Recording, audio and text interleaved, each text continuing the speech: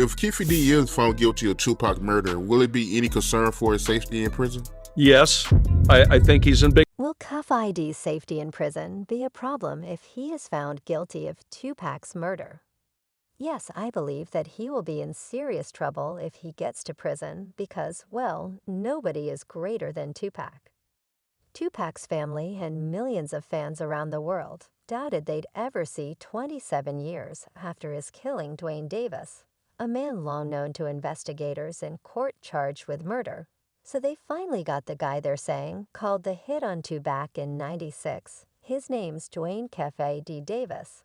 The cops had had their eyes on him for a while as one of the early suspects. He's not the trigger man, though, but they're pinning him as the head honcho of the crew. They nabbed him in Vegas, recently slapping him with a murder charge. The wild part is he's been blabbing about his role in interviews and even spilled the beans in a tell-all book called Compton Street Legend, believe it or not. His big old mouth reignited the whole investigation, cuffed him while he was out for a walk near his Vegas pad. Now he's got that murder charge hanging over him.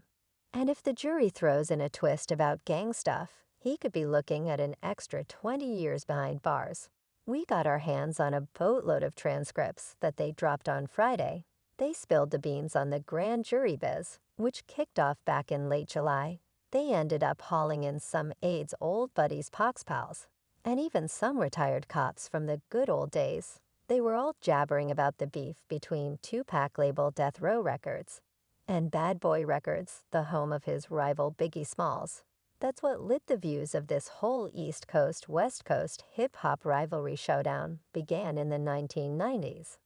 And the first arrest in this entire mess occurred when the Vegas police raided KD's crib in Henderson Metropolitan Police Department.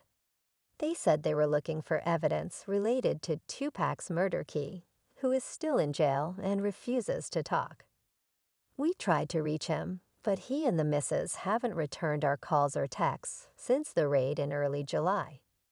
Now, Tupac's sister set Shacker up this arrest, saying the silence over the past 27 years has been deafening, and she wants everyone in the nation, the courts and the world, to understand how serious Tupac's passing was. She posted this on her social media page. There has been a lot of information about Tupac's life and death, as well as the history of the Shaker family, but we want justice.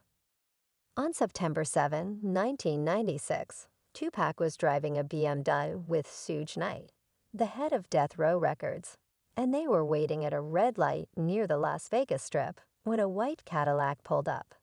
Things got muddled. Keefe D revealed that he was riding shotgun in that Cadillac and had smuggled something into the backseat, which is where the gunfire originated. He then began blaming his nephew Orlando, who was only a baby named Lane Anderson, for the shooting, claiming that Orlando was one of the guys in the back and that Tupac and Anderson had a falling out. Keefe even got into a brawl at a casino shortly before the shooting. We were unable to get in touch with the attorneys who used to represent Anderson after he passed away in 1998, barely 2 years later, and he consistently denied any involvement in Tupac's passing. On July 17, Vegas police used a cunning move to surround Key's home with his wife Paula Clemens. They swooped in with SWAT teams, and although it looked like a disco with all those red and blue lights, Suge himself took a bullet fragment but escaped with minor injuries. He is currently serving a 28-year sentence for an unrelated manslaughter charge. A copy of Key's memoir and a magazine featuring Tupac on the cover are next to his cell phone bullets. Greg Kading, a retired LAPD detective who dug deep into Tupac's case and wrote a book about it, says he was not surprised in the slightest by Key's collar. He claims Key threw himself into the situation and provided the Vegas police with the information they required. Kading also saw this murder charge coming because of Key D's outspoken nature. He believes Key was involved in this plot from the beginning, as you can imagine. Many members in the hip-hop community expressed their opinions over Keefe's arrest. Ironically, Ice-T was among the first people in line.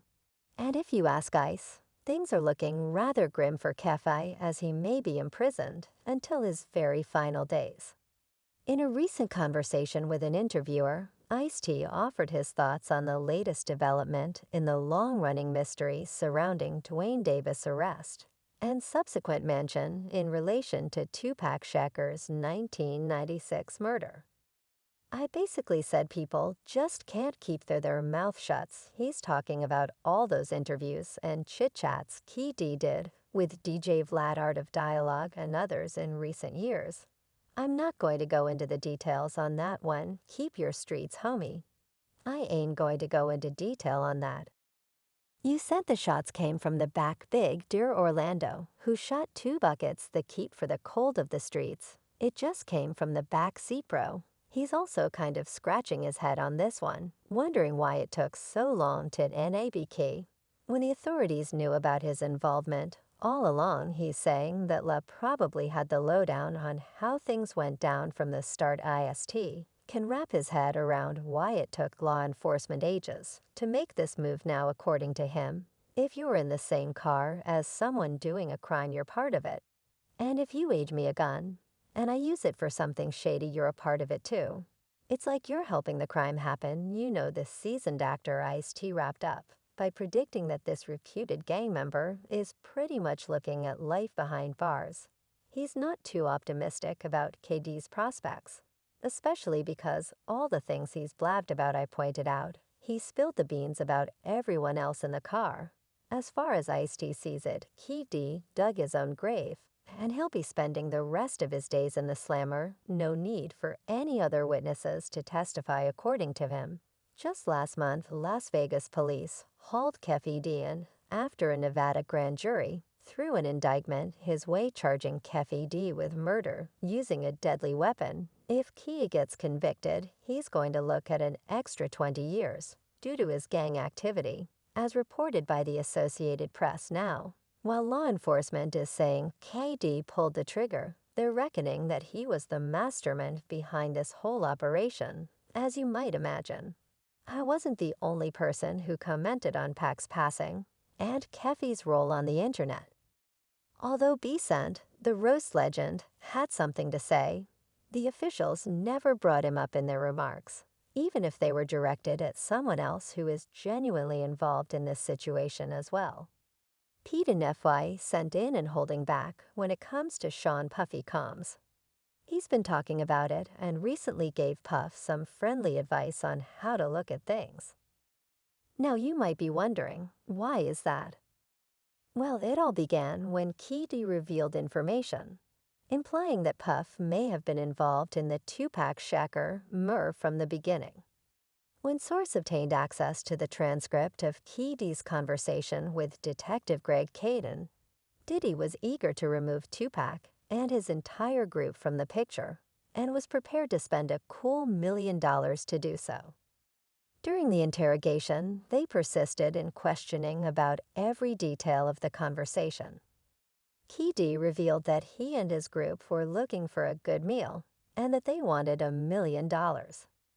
He acknowledged that he would give you anything for these guys' heads, saying, "I couldn't believe it. You know what I'm saying, Bahim." The entire house is full of crims, so this is after Jake was killed. He was worried about something happening, so he was scared. Okay, so we were on the $1 million, and he tells you seriously, "Man, I need to get rid of these guys." He looks you in the eyes and says scared. He goes on to explain that they had a sit down, and someone said, "I want to get rid of those guys." Keefe was all in, saying, "We'll take care of them real quick. No problem." Once Key's transcript surfaced, however, FY Cent couldn't resist chiming in on Instagram, posting, "Damn, Sopop got lined by another brother lol." He also chose Tupac to ride in that famous black BMW. The same one from the notorious night Tupac was shot during the Mike Tyson fight in Vegas back in '96. Puff Daddy hasn't responded yet, but Keefe ID is saying he never received the $500,000 that Puff is said to have promised. Feet's Instagram page received more comments than TNT did. One person wrote, "Anyone who doesn't think Diddy was the one behind this listen, why was Orlando Anderson at MGM? He didn't see the Tyson fight too, who capitalized most off